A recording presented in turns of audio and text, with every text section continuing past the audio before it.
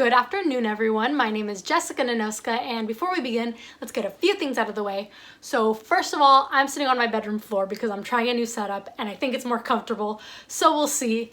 And now to my little disclaimers that this video is to give some general tips for high schoolers that are applying to pretty much any university, but more specifically, we're gonna talk about the UC application. These tips are based on my personal experience, and everyone's application has its own strengths and its own weaknesses. My weakness in my application might be the strength in yours and vice versa. So yeah, there's not really a formula to get accepted and a formula to get rejected. You just need to put the best you can on your application and everything will work itself out. And lastly, this video is going to be very general, so I'm not going to share specific stats or specific things that I did.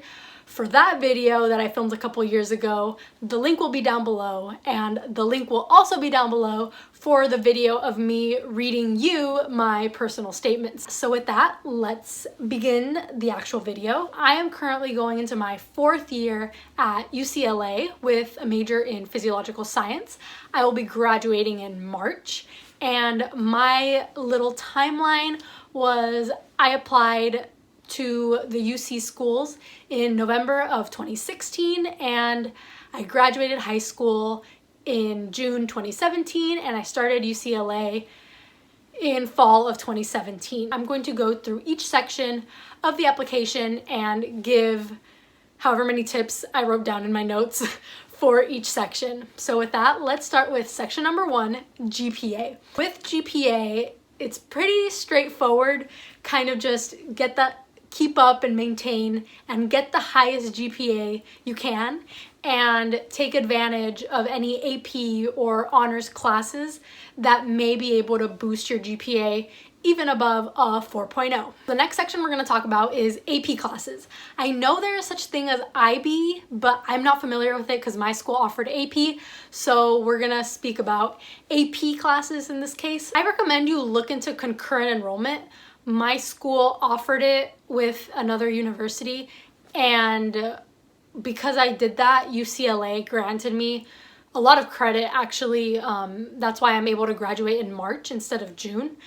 And I was also able to go at a slower pace and not have to take as many classes in a quarter. So that was very nice. UCLA gave me credit for some general education courses and even a prerequisite for my major. Look into concurrent enrollment if your school offers it. It might not. I'm not sure. And next, talking about the actual AP classes, I think take as many as you are comfortable with because it shows that you're able to handle challenging classes, but it also has the potential to boost your GPA. So it's kind of a win-win, but only take as many as you are comfortable with because you still want to maintain a high GPA and possibly even boost it to over 4.0. So maybe kind of start with one year and then gradually take more in the following years, of course, if your school offers them. But if not, there's no need to worry. I'm pretty sure the schools look at what is available to you and how you take advantage of those opportunities. That's basically it with AP classes. Just take as many as you are comfortable with, gradually increase the amount you take just to make sure you're comfortable, and just do the best you can. And final note, with AP exams, I took all the AP exams for the AP classes that I took, and I passed some, I did not pass some, so yeah, there's that. The third section is the standardized tests, SAT and ACT. I know with current situations that these exams aren't necessarily being looked at, if that's my correct understanding. I'm not 100% sure, but I still wanted to talk about them because I know I had to take them and they were counted for me, and maybe in the future they will be again.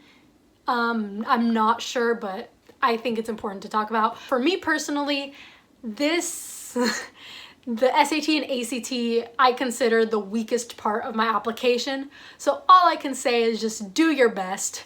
I did take the SAT 3 times and the ACT 2 times. I took both exams because I wanted to see which one suited me better, and also I wanted to take each exam more than once to see if my score would improve the next time. So yeah, just do your best. Next, we're gonna move into the fourth section, extracurricular activities. This one I split into activities you can do in school and activities you can do out of school. We will start with in-school activities. For this, I'm just gonna give some examples of things you might be able to do. One example is sports. If you're interested in sports, you can join a sports team or cheer, dance, drill, debate team, I don't know, some kind of team of something that you enjoy, maybe, if you're interested in doing that.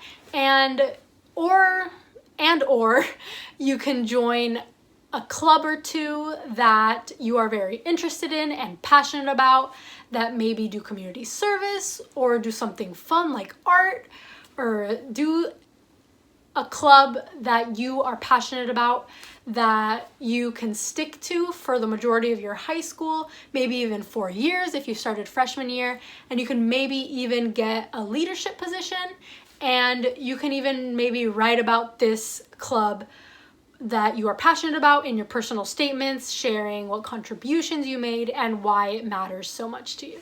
For out-of-school extracurricular activities, again, you can do a sport, dance, cheer, any kind of team you want outside of school. You can do some community service events that pop up here and there, and a couple other more long-term things that you can do more on the academic, professional development, whatever you want to call it, side. You can get work experience in a job, or you can do an internship in a career field that you are interested in, preferably a year long or longer, just to show some kind of commitment to something and show your interest in something, and even for yourself, just to see if you're really interested in that type of work. And also with that, you can build better relationships with supervisors and whatnot, and maybe even get a letter of recommendation out of that. And same goes for the clubs that you are passionate about in school. Maybe you can get letters of recommendations from the teachers that led those clubs. So yeah, that's about it for extracurricular activities. And lastly, the personal statement.